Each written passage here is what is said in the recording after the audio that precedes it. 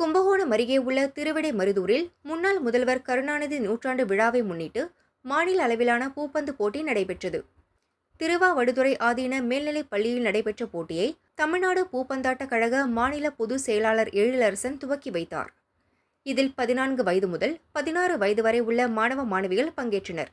28 மாவட்டங்களில் இருந்து 250 மாணவர்கள், 220 மாணவிகள் பங்கேற்றனர். 2 நாள் நடைபெறும் போட்டியில் வெற்றி பெறும் அணியினர் அடுத்த மாதம் ஹரியானாவில் நடக்கும் தேசிய அளவிலான போட்டியில் கலந்து கொள்வர்.